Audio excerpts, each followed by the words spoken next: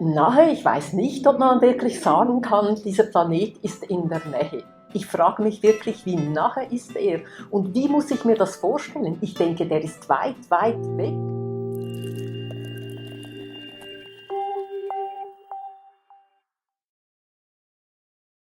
Die Kommunikation zwischen Wissenschaft und Gesellschaft ist ein sehr wichtig, aber komplexes Thema. Jedes wissenschaftliche Gebiet hat seinen eigenen Wortschatz.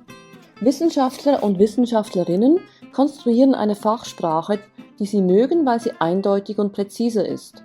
Es zeigt sich aber, dass es oft schwierig ist, wissenschaftliche Konzepte ohne diese Fachsprache exakt und korrekt zu erklären. Und Korrektheit ist für die Wissenschaft sehr wichtig.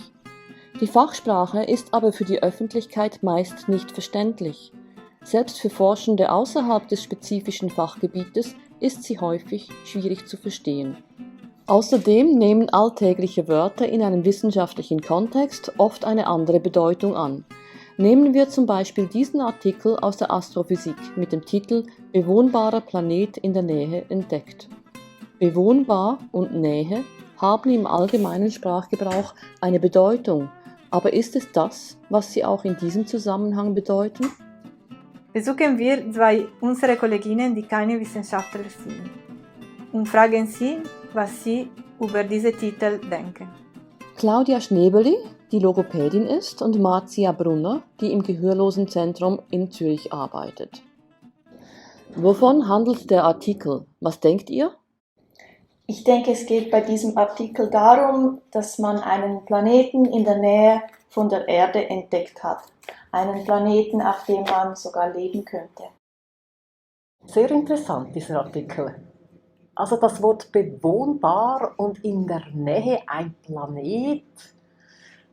Also nahe, ich weiß nicht, ob man wirklich sagen kann, dieser Planet ist in der Nähe. Ich frage mich wirklich, wie nahe ist er und wie muss ich mir das vorstellen? Ich denke, der ist weit, weit weg und ja, das sind meine Vorstellungen. Also ich verstehe das so. In der Nähe, er wäre eigentlich in der Nähe. Ich verstehe das so, aber was bedeutet nahe? Würdet ihr auf diesen Planeten umziehen? Das kommt auf die Umstände darauf an. Ja, wenn man vielleicht auf der Erde nicht mehr leben könnte, warum nicht? Ob ich auf diesen Planeten umziehen möchte? Nein, nein, auf keinen Fall, niemals, nein. Interessant, der ist weit weg und ich bin neugierig. Wäre das wirklich möglich, da oben zu leben? Wäre es vielleicht dunkel für immer oder würde es hell bleiben für immer? Also immer Dunkelheit, das könnte ich mir nicht vorstellen, das habe ich nicht gerne. Aber es gibt ja so Planeten, da gibt es ja Leben drauf. Ich weiß nicht, wie muss ich mir das roboterhaft vorstellen. Oder eben zum Beispiel dunkel. Am Fernsehen habe ich mir schon so Filme angeschaut. Also wenn jetzt mal bei uns irgendetwas passiert, die Erde irgendwie untergeht, dann könnte man allenfalls auf einen anderen Planeten ziehen. Aber ich glaube, das ist vielleicht mal in 100 Jahren oder noch länger. Jetzt nein, danke, nicht umziehen. Wie lange würdet ihr brauchen, um dorthin zu gehen? Das finde ich sehr schwierig, weil nur schon zum Mond braucht man ja mehrere Tage mit einer Rakete. Deshalb weiß ich nicht, was genau Nähe bedeutet. Ich habe keine Ahnung. Also eine Rakete, wenn es eine Rakete wäre, das geht ja manchmal wahnsinnig schnell. Also die sind ja schnell irgendwo, also irgendwie mit 1000, weiß nicht was Geschwindigkeit sind die unterwegs, vielleicht doppelte 3.000, 4.000 pro irgendetwas Geschwindigkeit. Also zum Beispiel auf den Mars fliegen oder Jupiter oder irgendwo, also einer von diesen Planeten, den wir haben. Ich weiß nicht, wie lange das man da hat von der Erde aus. Ich schätze jetzt mal 4 Tage, schätze ich. Studien zeigen, dass die allgemeine Öffentlichkeit das Interesse an der Wissenschaft verliert, wenn eine Fachsprache verwendet wird. Die Benutzung von ungewöhnlichen Wörtern gibt der Öffentlichkeit das Gefühl, nicht dazuzugehören. Eine verständliche Sprache ist für die Wissenschaftskommunikation deshalb extrem wichtig. reden wir über dieses Thema mit Dr. Morana Mihailovic, Leiterin des Science Exploratorium UZH. Dies ist ein neuer Ausstellungsraum des Wissenschaftscampus an der Universität Zürich. Was ist das Science Exploratorium UZH und seine Mission? Science Exploratorium ist ein Ausstellungsort der Mathematisch-Naturwissenschaftlichen Fakultät der Universität Zürich. Unser Ziel ist, die diverse Forschung, die hier am Fakultät getrieben wird, die Öffentlichkeit näher zu bringen. Das Science Exploratorium UZH hat also die Aufgabe, Forschende und die Öffentlichkeit in einen Dialog zu bringen. Was sind die Herausforderungen? Herausforderungen sind, die komplexe Sachen einfach zu zeigen, sodass die allgemeine Bevölkerung es verstehen kann. In Forschung und Wissenschaft sind wir sehr präzise. Wir schauen uns die Sachen in sehr viel Details an und wir benutzen komplexe Methoden, aber eine komplexe Sprache.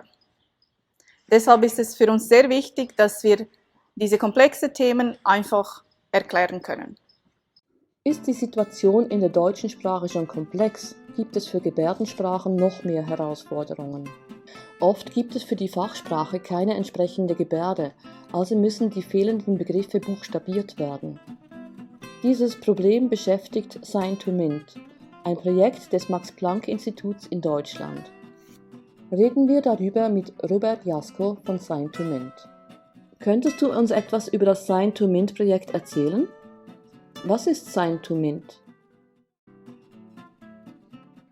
Wir sammeln in Zusammenarbeit mit Fachkundigen Fachgebärden aus den MINT-Bereichen und werten diese mit sprachwissenschaftlicher Unterstützung aus. Am Ende werden sie auf unserer Webseite veröffentlicht, sodass ein öffentlich zugängliches Lexikon von MINT-Fachbegriffen in Gebärdensprache entsteht. Angesprochen sind zum Beispiel Schulen, GebärdensprachendolmetscherInnen und Gebärdensprachnutzende im Allgemeinen. Welches sind die Herausforderungen für gehörlose Menschen, die im akademischen Bereich und in der wissenschaftlichen Kommunikation arbeiten? Gehörlose Menschen im wissenschaftlichen Bereich stehen zum Beispiel vor der Herausforderung, dass GebärdensprachendolmetscherInnen oft nicht mit Fachgebärden für bestimmte Begriffe vertraut sind und diese dann nicht dolmetschen können. Auch der fachliche Hintergrund fehlt normalerweise. Wenn man als gehörloser Wissenschaftler oft mit bestimmten GebärdensprachendolmetscherInnen zusammenarbeitet, kann man das eigene Wissen vermitteln und sich zusammen mit den Dolmetschenden auf Fachgebärden einigen. Das bedeutet aber zunächst einmal einen hohen zeitlichen Aufwand für einen selbst, bis eine saubere Verdolmetschung sichergestellt werden kann. Hinzu kommt, dass die Dolmetschenden nicht so in der Materie stecken wie man selbst. Die gedolmetschten Inhalte kommen also oft etwas lückenhaft und ungenau an, so dass man sehr genau mitdenken und Zusammenhänge mit dem eigenen Wissen ergänzen muss. So kann man auch kleine Fehler beim Dolmetschen etwas ausgleichen. Auch das ist natürlich ein zusätzlicher mentaler Aufwand. Wir haben gesehen, wie schwierig es ist, Naturwissenschaft zu kommunizieren. Eine effektive und inklusive Sprache ist entscheidend. Aber was ist mit dem bewohnbaren Planeten? Fragen wir eine Expertin. Dr. Caroline Dorn ist eine Astrophysikerin, die an der Universität Zürich arbeitet. Der Artikel bezieht sich auf eine wissenschaftliche Studie und die Sprache der Wissenschaft ist nicht Deutsch, sondern Englisch. In dem Artikel kommt der Begriff bewohnbar vor. Die englische Übersetzung ist habitable. Wir bezeichnen einen Planet als habitable, wenn er theoretisch flüssiges Wasser, gerade wie hier, an seiner Oberfläche führen kann. Aber das bezieht sich eigentlich auf sehr viele Bedingungen. Man nimmt nämlich von vornherein an, dass der Planet überhaupt Wasser führt und dass er eine Atmosphäre besitzt, gerade wie die Erde, die es ermöglicht, dass durch den Treibhauseffekt Wasser tatsächlich in flüssiger Form vorliegt und nicht etwa in Dampf oder in Form von Eis. Und würdest du auf diesen Planeten umziehen? Wie lange würdest du brauchen, um dorthin zu gehen? möchte ich auf diesen Planeten reisen? Nein, ich möchte auf der Erde bleiben. Ich möchte die Erde nicht verlassen. Und wenn man sich vorstellen würde, tatsächlich auf so einen Planeten zu reisen, wird man schnell feststellen, dass das gar nicht möglich ist.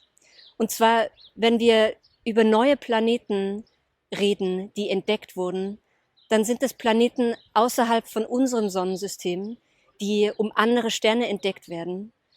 Und diese Sterne sind sehr weit weg. Zum Beispiel der nächste Stern, Proxima Centauri, der hat tatsächlich einen Planeten in seinem System.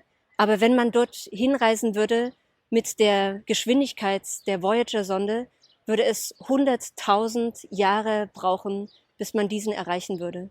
Das heißt, es würde mehrere Generationen brauchen, bis man überhaupt dort ankäme. Und das würde auch bedeuten, dass man gar nicht mehr einen Planeten braucht, um zu überleben. Ja, bin ich froh, muss ich nicht umziehen.